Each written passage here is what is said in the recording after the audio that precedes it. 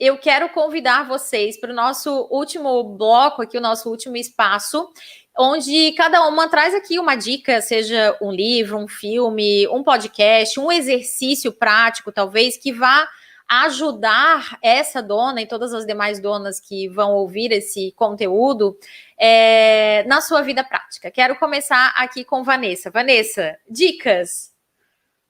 Então, acho que a dica mais preciosa que eu posso dar nesse momento, no contexto da questão ali da empreendedora, né, é que ela busque se envolver nos ambientes de inovação. Por quê? Porque os ambientes de inovação trazem muitos questionamentos e fazem a gente formular as nossas entregas de uma outra forma, certo?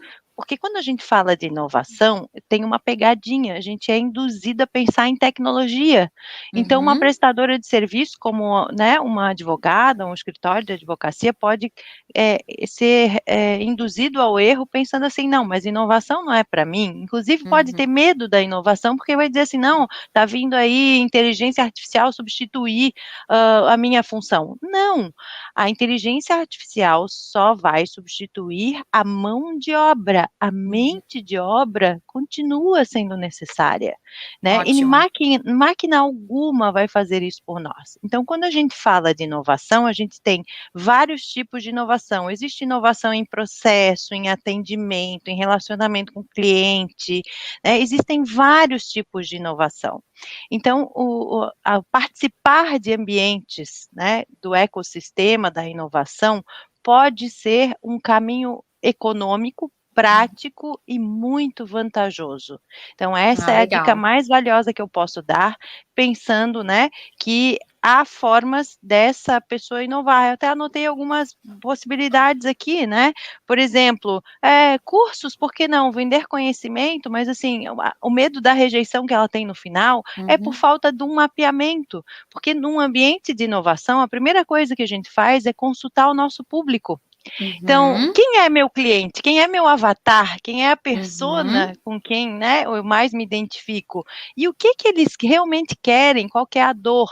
Só que o que ele realmente quer tem que ser perguntado de forma indireta, porque vamos pensar assim, se Henry Ford tivesse perguntado para as pessoas daquela época o que elas queriam, elas iam dizer cavalos mais fortes e mais velozes. Não iam falar que queriam um carro. Certo? Sim. Então, essa é uma premissa, né, que é uma máxima aí que é bem repetida aí no ambiente de inovação, mas que é muito fácil de ilustrar.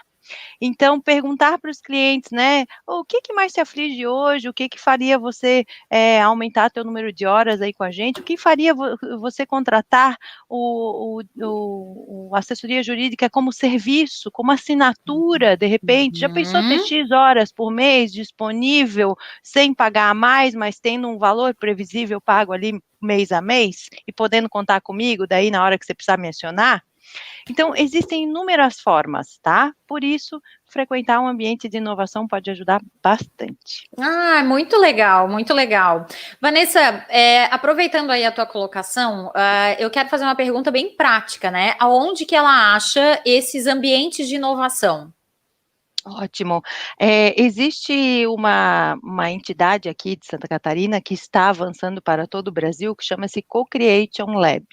E o Co-Creation Lab tem o Co-Creation Mulher, né? Então, eles abrem editais, onde você se inscreve, né, e leva uma ideia, leva uma estrutura de negócios para montar lá dentro. Então, você vai receber mentorias e vai ser guiado por uma metodologia que é criada pelo fundador lá do Co-Creation, que é o professor Salomão, né, que é uma pessoa maravilhosa que tem fomentado muitas oportunidades aí através dessa metodologia, e esse é um dos programas. Existem, por exemplo, canais de conhecimento muito poderosos, como o canal da Endeavor, né, que se escreve Endeavor, né, se fala Endeavor, mas é só procurar ali no Google, e tem cursos, tem programas bem interessantes ali, né, que trazem o que há de ponta em termos de empreendedorismo. É a maior ONG de empreendedorismo do mundo, tá?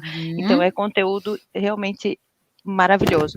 Fora que existem os Startup Weekend, né, que são eventos de final de semana que estão acontecendo no ambiente digital por conta da pandemia, do contexto que ainda vivemos, né, e nesse evento você tem 50 e poucas horas para montar uma startup do zero, com É pessoas que muito você legal, não né? conhece. Eu nunca Então, participei, mas conheci uma amiga que ótimo. coordenava o startup aqui em Santa Catarina.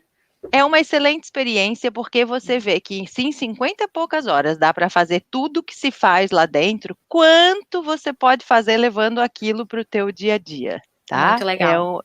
É para abrir a mente mesmo, assim, para sair de lá assim, meu Deus, é outra perspectiva.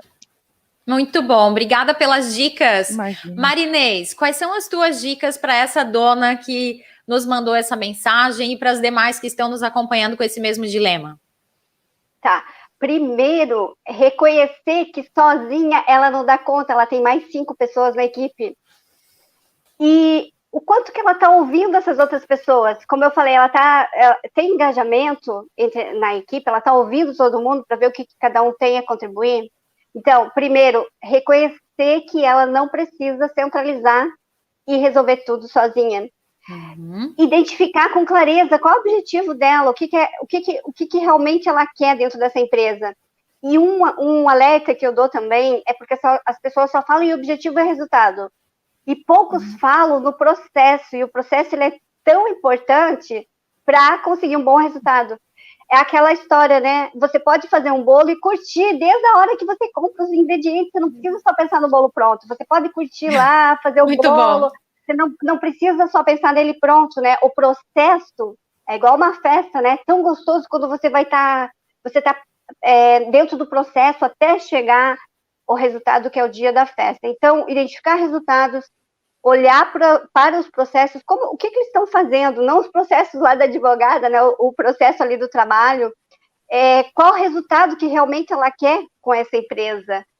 E aí fazer o planejamento estratégico. E uma indicação que eu dou é o filme da Coco Chanel. A Coco Chanel é maravilhosa, ela tem uma história fantástica. E eu tenho uma cliente que ela é doutora em moda e ela fez o doutorado dela na vida da Chanel. E até ela é minha convidada para a próxima live que eu vou fazer lá no meu canal.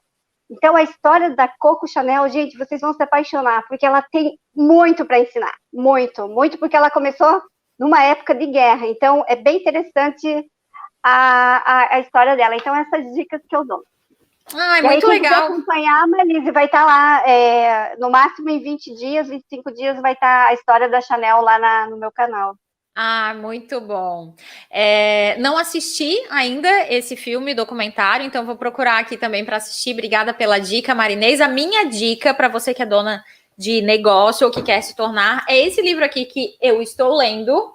Esse livro, para você que está ouvindo, né? Nem todo mundo está vendo, mas para quem está ouvindo aqui, é um livro chamado Inteligência Positiva, de Shirzad Chamine, acredito que se fala assim, e o subtítulo é Por que só 20% das equipes e dos indivíduos alcançam seu verdadeiro potencial e como você pode alcançar o seu.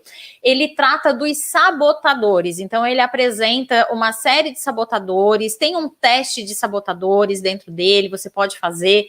É muito interessante para você entender aquilo que te sabota. E aí, claro, lidar com isso de maneira separada, né? Não é você que está pensando, é o seu sabotador. Então, vamos eliminar esse sabotador, essa sabotadora que mora aí dentro da